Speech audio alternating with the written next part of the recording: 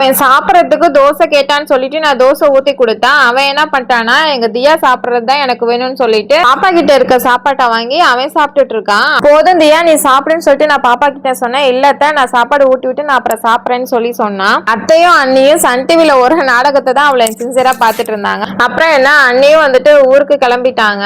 அண்ணி கிட்ட புளியோதரையும் தக்காளி தொக்கும் எடுத்துட்டு போங்கன்னு சொல்லி சொன்னோம். பட் அவங்க எங்களுக்கு வேண்டாம் பாப்பா அண்ணா கிட்டே கொடுத்துருங்கன்னு சொல்லிட்டு அவங்க கிளம்பிட்டாங்க.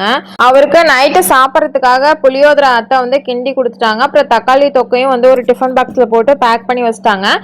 பையனும் சேர்ந்து ஜாலியா என்ஜாய் பண்ணி படத்தை தான் பார்த்துட்டு விளையாண்டுட்டு இருந்தாங்க. அதை பார்க்கும்போது ஹாப்பியா இருந்துச்சு. ஆனா ஒரு சைடு ரொம்பவே வருத்தமா இருந்துச்சு. இன்னைக்கு வந்து கிளம்பி ஃபாரின் போயிடுவான்னு சொல்லிட்டு தம்பிக்கும் ஆல்ரெடி தெரியும். அதான் தம்பி அவங்க அப்பா கூட விளையாண்டுட்டு இருந்தான் ஜாலியா பேசிட்டு. நாங்களும் குட்டி தம்பிக்கு 6 மந்த் முடிஞ்சதும் ஃபாரினுக்கு கிளம்பிடுவோம். அதனால தம்பிக்கிட்ட ஆல்ரெடி சொல்லியிருந்தாரு. என்னதான் நாங்க 6 மந்த்ஸ் கழிச்சு போனாலும் இப்போ 1 மந்த் அவர் கூடயே இருந்துட்டு இப்ப கிளம்புறதுனால எனக்கு இன்னும் கஷ்டமா தான் இருக்கு. தம்பி காலைல எந்திரிச்சது எப்பயுமே அவங்க அப்பா கூட தான் விளையாடுவான். இப்ப குட்டி தம்பி பிறந்ததுல இருந்து ஃபுல்லா அவர் கூட தான் இருக்கான். சோ அவர் ஃபாரின் போனதுக்கு அப்புறம் தம்பி ரொம்பவே மிஸ் பண்ணுவான்.